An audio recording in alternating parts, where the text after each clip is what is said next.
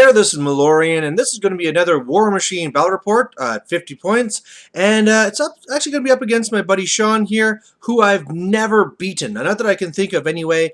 He is definitely a very solid troll player, and I think part of it is, the fact that he's probably the only troll guy I ever play, usually, so whenever he shows up, it's this womp, I learn something new and he crushes me. But in this one here, he's going to be running Madrak, and I do actually know a little bit about the stuff that's on the board here, so I think I should be okay. Especially because I'm not goofing around today. I got my eCaine. Only thing I am still testing out is I still have 9 points in my 50 points I'm not 100% on, and I'm trying out the Stormstrider for the first time. So overall, the board looks like this. For my part, I am running eCaine with the Stormwall, with the Squire. I have the Long Gunners, the Black 13th. I have Reinhold. I have Terran. I have the Rangers. And I have Epic Iris. And of course the Stormstrider, which I already mentioned. Up there, man, I don't know, man. He has double Warders. He has double Fell Collars. He has, of course, the Stone Bears. He has big old Mulg, that big old jerk. Then he has the Fen Blades with Yue. He has Troll Moses. And I'm sure some other things that if you're a troll player, you'll see them right away. So looking at this, the game we're playing is the one where there is the kill box. First 1 to 5 wins. You get 1 for controlling the zone, 2 for dominating, and you also cannot do that until you destroy that objective. And when you do that, it's going to be 1 point. So looking at this here, I can't. I totally have this coming, but my terrain definitely limited my options.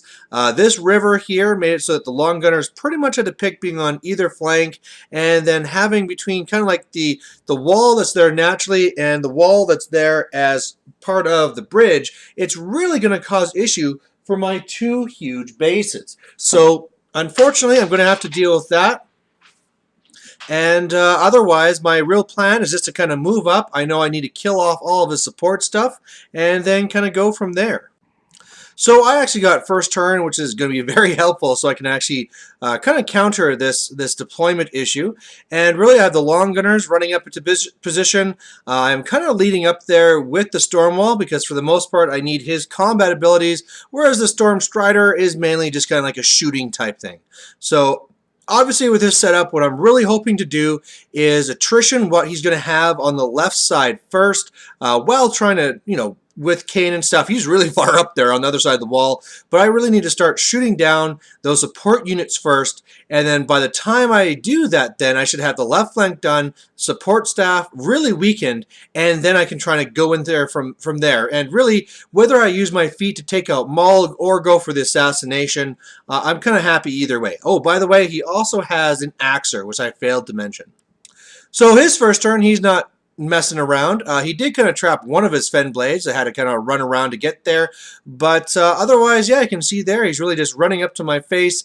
And at this point, I'm really not too concerned, right?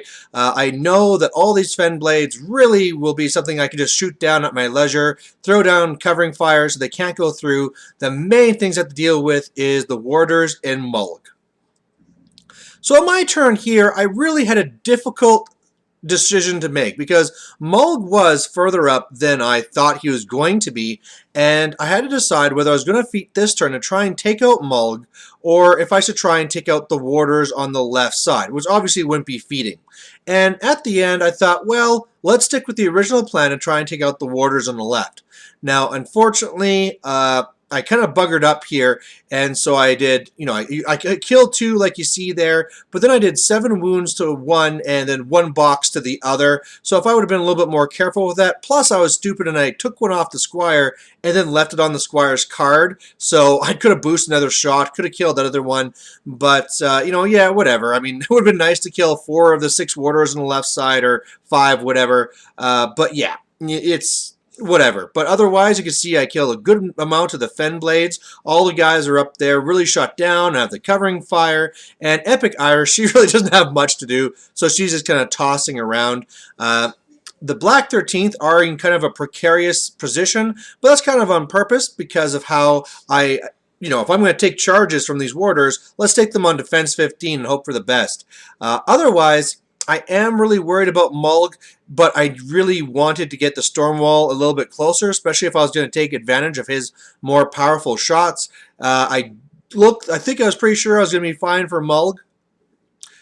However, that was not the case. You're not seeing Mulg now because he's in front of my storm wall and he had beat the crap out of me. The big part of it, it was going to be close. We never really measured it. But then all of a sudden we remember that he has Warpath on his card. And then after he came up and threw an axe at a ranger and killed him, the Mulg went and Warpath up and he got to the storm wall. Now, luckily for me, he did not knock me down. I don't know what the math is there, whether on average he should do it or not. But for the most part, yeah, well, I survived. My right side's out. I'm still kind of going okay with the other side. The warders on the left really just ran up to engage me type thing. On the right, same thing. There's kind of running around and kind of getting around. He'd also ran up to engage Epic Iris just to make sure she won't be a big worry. But you know what? I'm not... This is kind of an issue, but it could be a boon as well, right? If I can destroy Mulg right now and kind of finish off the warders on the left side, well, this is perfect, right? This is not too bad, and this is kind of what my game plan was. So really, that's what I need to do. Warders on the left need to die. Mulg needs to die, and as long as that happens, hey, I'm sitting pretty. As well, at the same time as that happens, I also really need to kill these little guys around Madrak because, of course, whenever he takes damage, he can just pass it off to someone around him. So if I want to really seriously threaten him with an assassination, I have to kill those other guys. So I allocate 3 to the storm wall, and I kind of go at it, and I get kind of lucky. I hit with my disabled arm, cranked for some pretty good damage, but after the storm wall was done, he still had 6 or 7 boxes left. And I thought, oh, that's okay. eCaine can finish him off. So otherwise, I'm doing stuff on the left side, take a free strike, Long Gunner is able to kill one guy. I'm able to shoot down another. And unfortunately, I got one warder I just can't finish off. I tried shooting a pod over him, but did not get it done. The Rangers go up there to kind of just like get in his way and try and shoot down some of that chaff. And unfortunately, just tough. Just could not catch a break. You know, Terran, what I need to do is I need to shoot my own storm wall so I could see through it with eCaine. And then otherwise... that's pretty much all she could do. And then eCaine starts shooting, and I am just not able to do it. I am buying and boosting and, you know, boosting all my original 3 shots.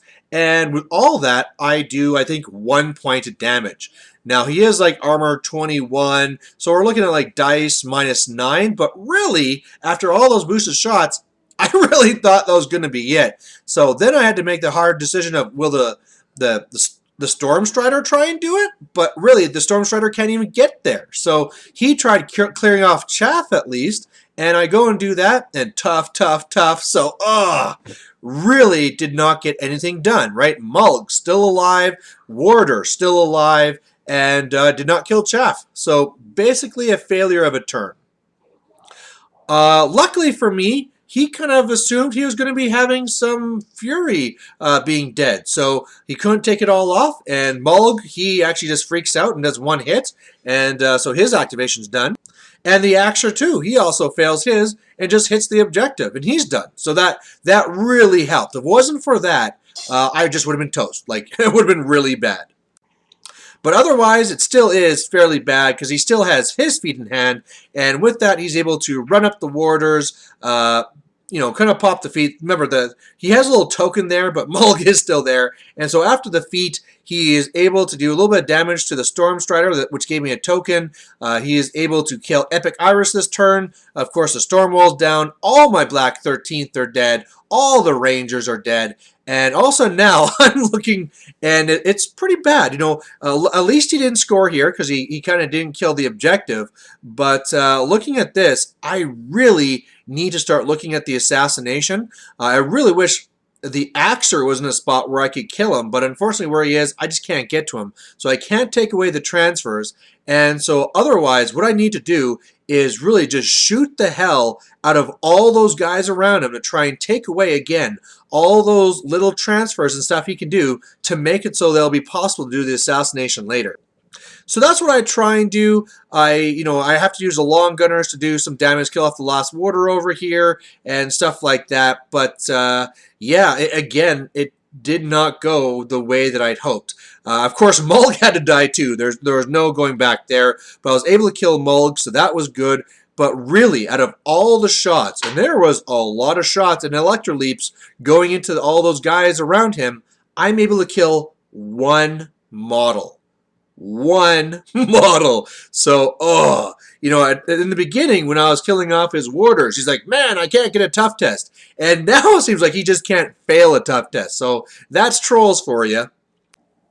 So on his turn, he is able to come over and kill the Storm Strider, run over with the Warder to engage eCaine. He goes after Terran and actually amazingly doesn't kill her, so got pretty lucky there. Not that she'll be doing much for me anyway, but really at this point, he's killed the objective. He's dominated. He has 3 points, so I have to kill him now or else it's over.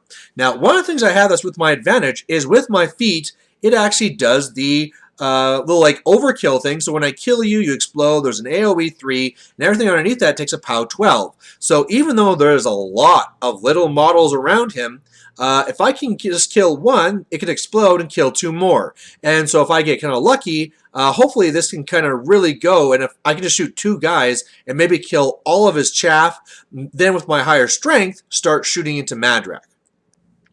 I do that, and it doesn't quite work. First of all, I take the last one off the Squire, the long gunners come up, and I go for 5 taps of 2 combining, and they're able to kill like 1 model. So again, tough. What can you do? Terran is actually able to survive a free strike and come over and do some shots. Did a little bit there. Take a free strike on eCaine. He comes up, and here we go. It's feat time. I'm going to try and do my thing. My first shot fails to kill. So, all right, have to shoot the same guy again. I can't remember if the tough is there, but basically there's a whole bunch of toughs, and so in the end, I know it's just not going to work. And after I'm done the whole thing, he's still camping at least 1, and I have to run the Squire in just to contest. But yeah, that's a failure, and bad things are going to happen now. And he actually takes it easy on me. He could have killed eCaine if he wanted, but instead he just goes over, kills the Squire, and there you go. He dominates again and wins 5-0 by scenario.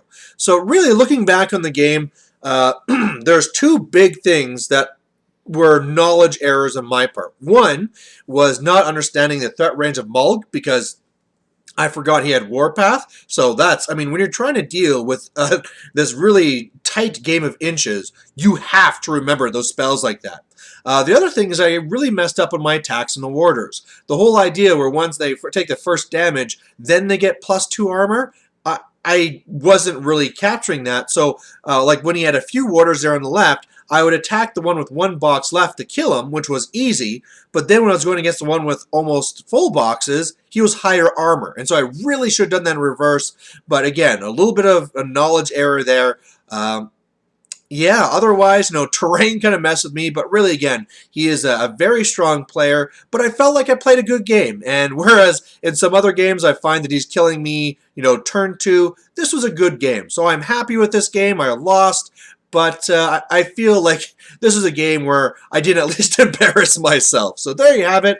If you have any other suggestions of what you would have done or anything like that, I'd love to hear it. Plus, if you have any suggestions of what I would take for the last 9 points, currently I'm thinking about the Risen and Diana at Halt. But if you have any other ideas, let me know. So thanks for watching, and we'll catch you later. Bye.